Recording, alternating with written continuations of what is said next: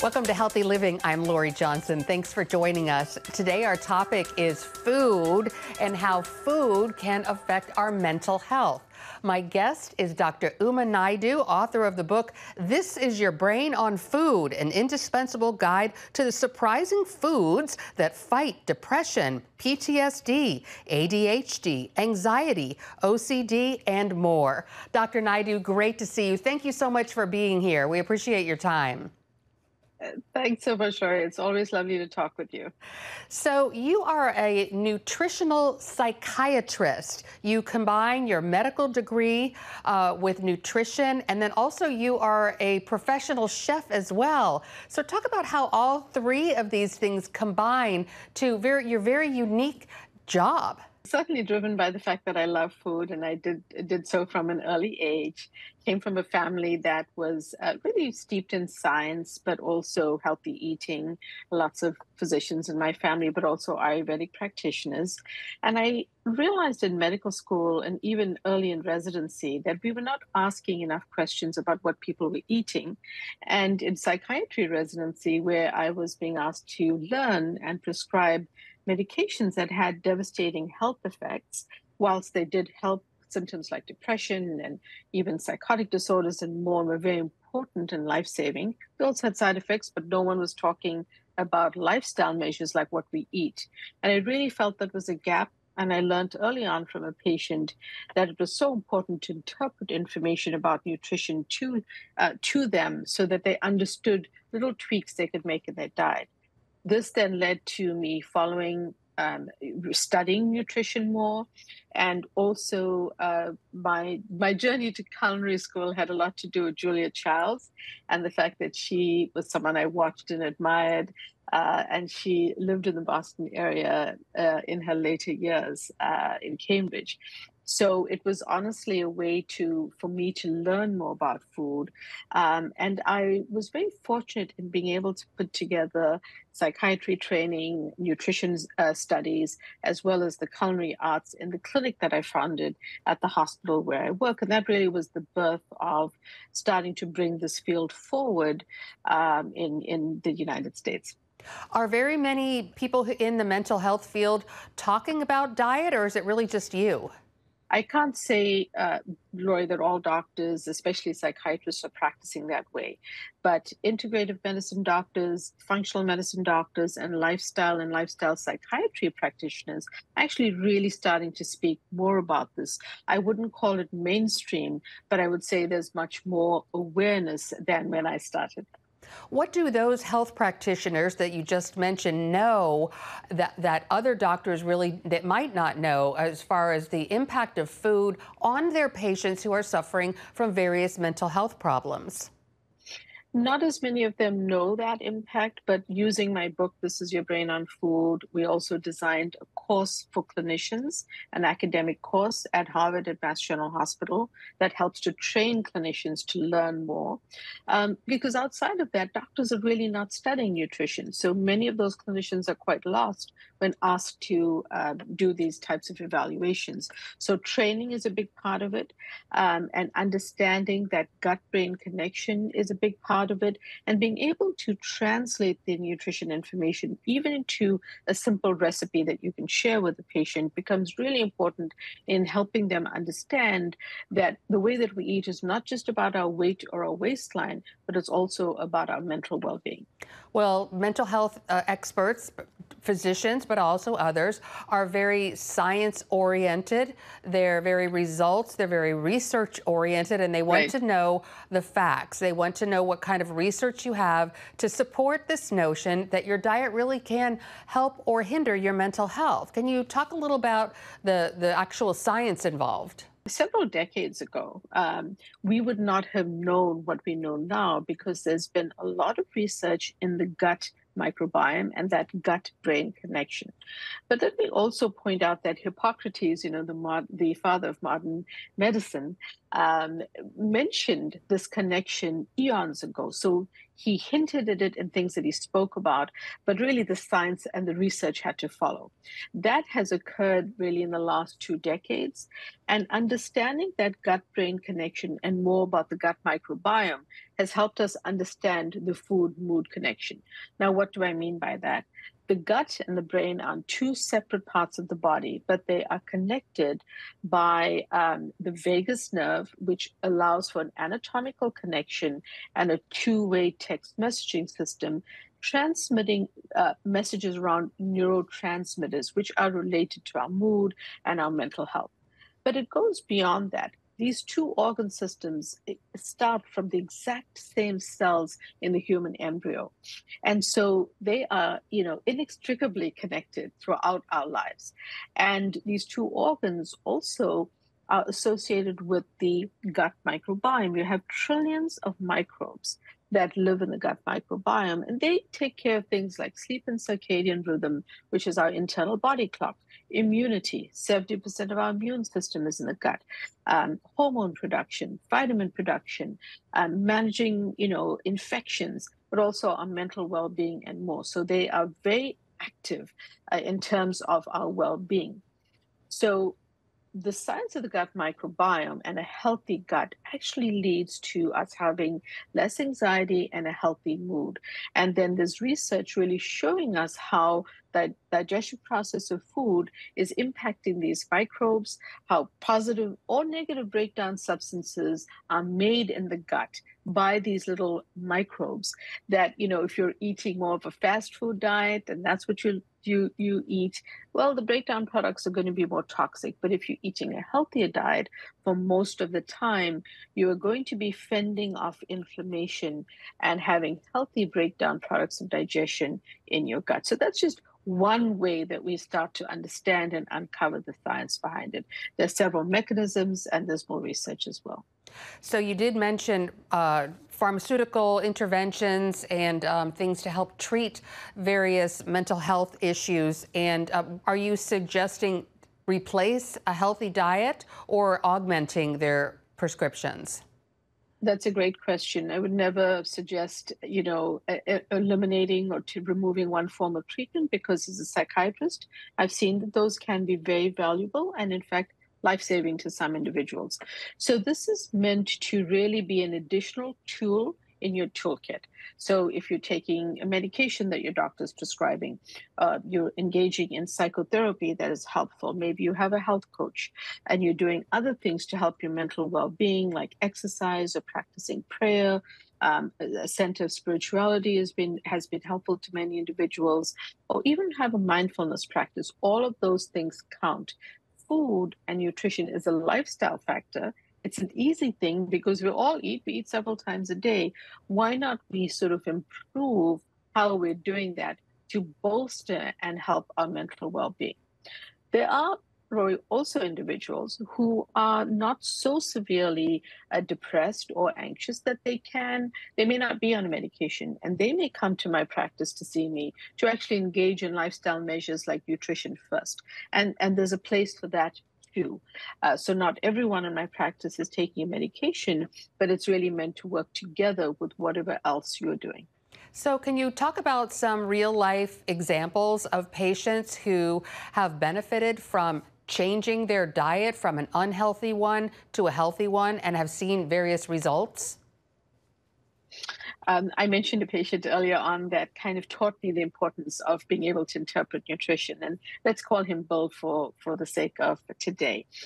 Early on in my training, I was learning psychiatric medications, and Bill returned to my office very upset with me, saying that I'd caused him to gain weight because of a medication I prescribed called Prozac, which is a selective serotonin reuptake inhibitor. And in fact, one of the potential side effects is weight gain. However, he had not been on it very long, and I knew from the data on my computer that we had not caused him through this medication to gain weight. He was a little heavy before that.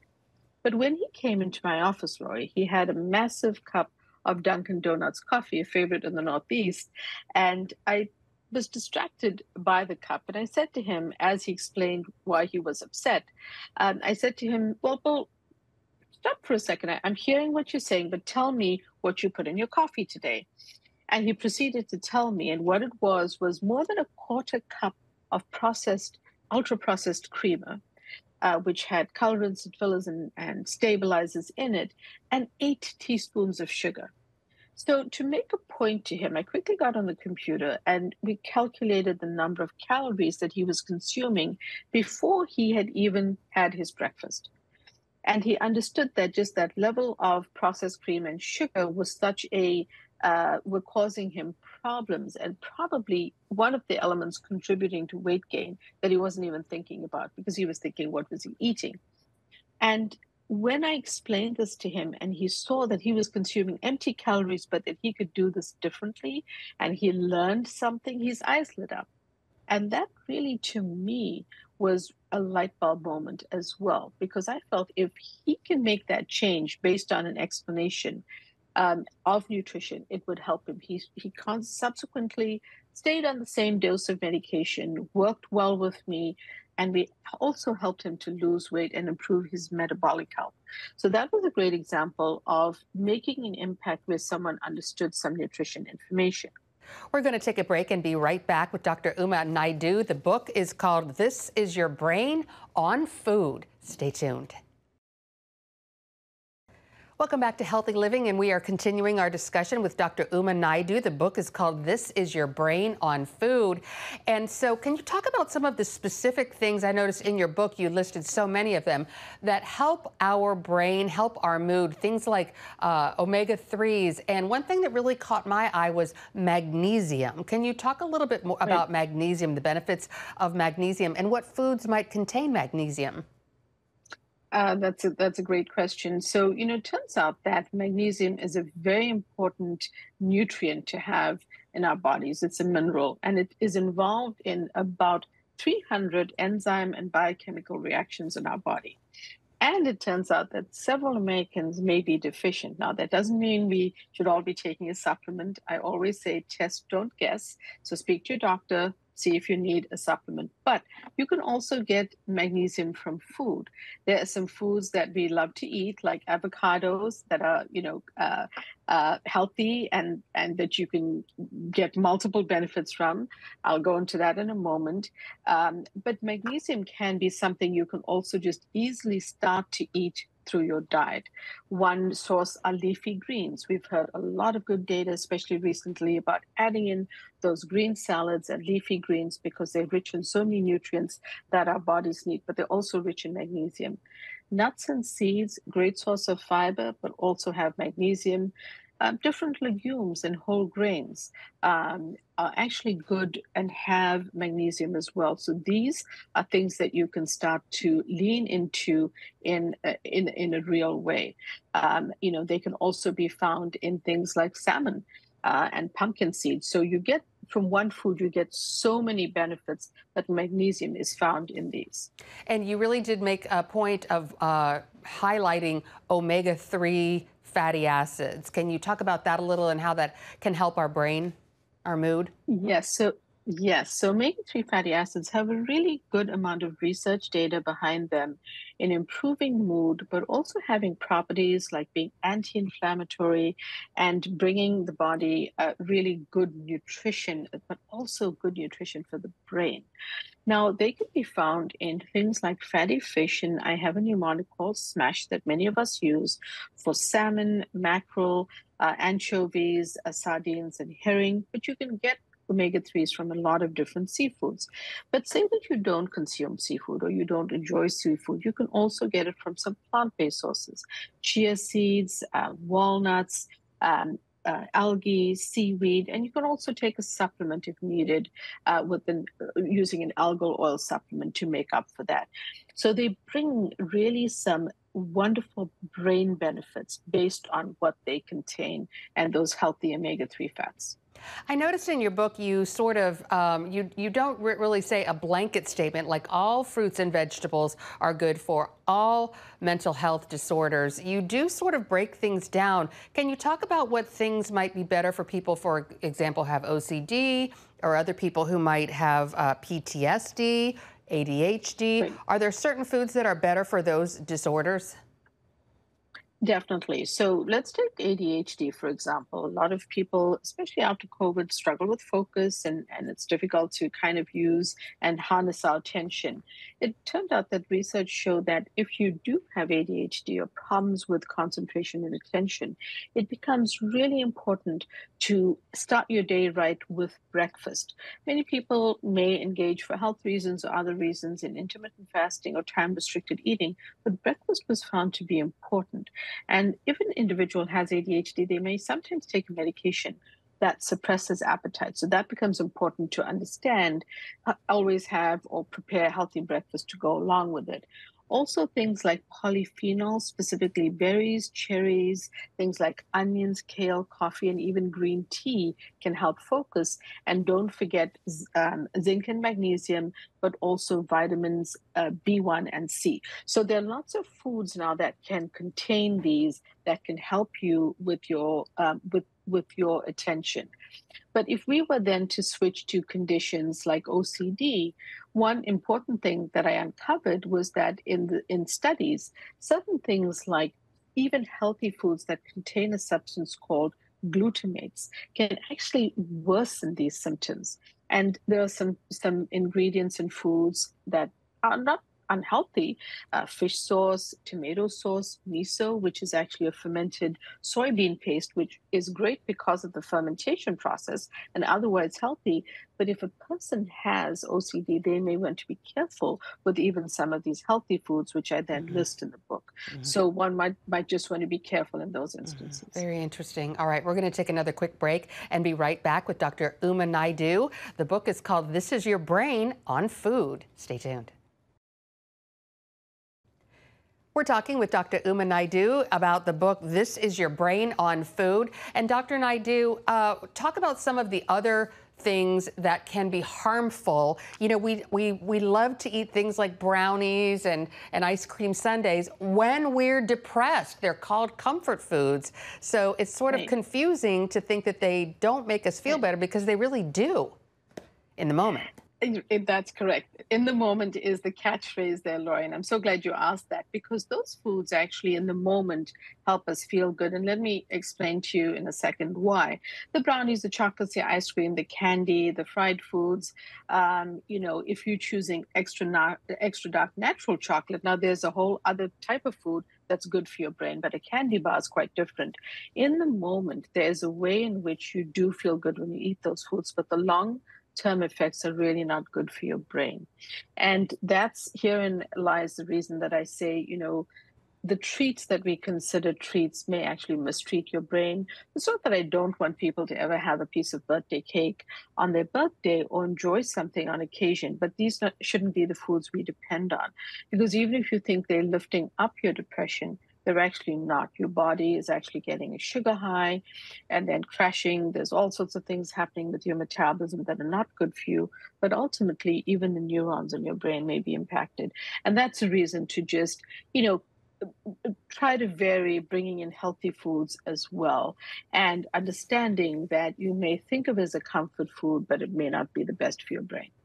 Do you see people who are depressed and have anxiety and they start eating healthy and they feel so much better just from their diet alone?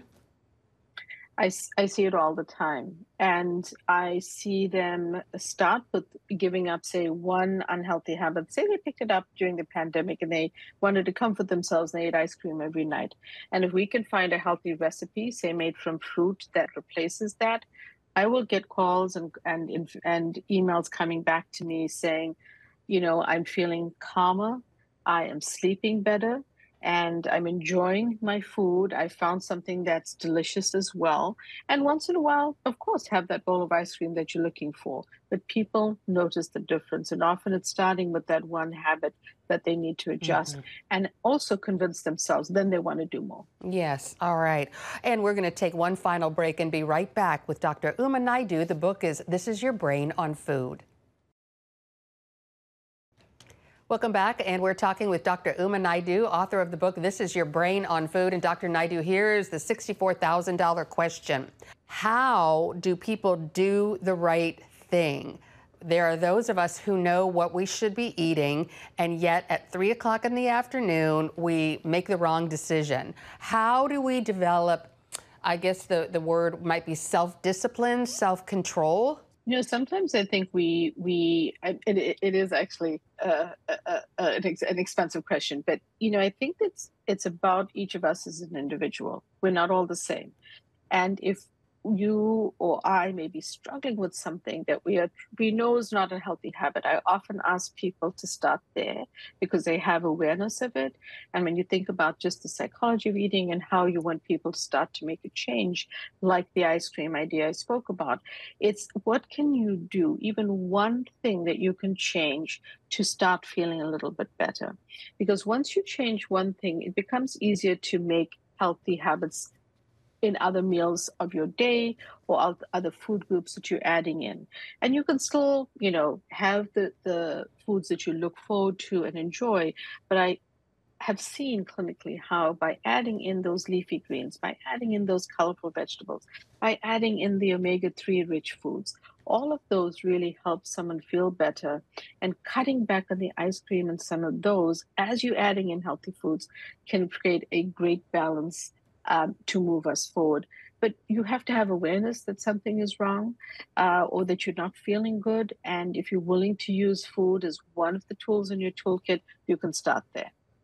Dr. Naidu, this has been such a great conversation. I'm sorry we're out of time. How can people find out more about you? Thanks, Lori. You can find me on my website, and please sign up for my newsletter where I share new research and information on food every single week. It's at umanaidumd.com. You can also follow me on social media at DRUMANAIDOO. And you can also check out my upcoming book there, as well as This Is Your Brain on Food, where there's an actual link when you can buy it at your closest bookseller or online. All right, we look forward to your book coming out at the end of the year. Thank you once again, Dr. Naidu. It was wonderful to speak with you. Thanks, Lori. Always a pleasure. Take care. And thanks to you for tuning into this edition of Healthy Living. I'm Lori Johnson, and we'll see you again next week.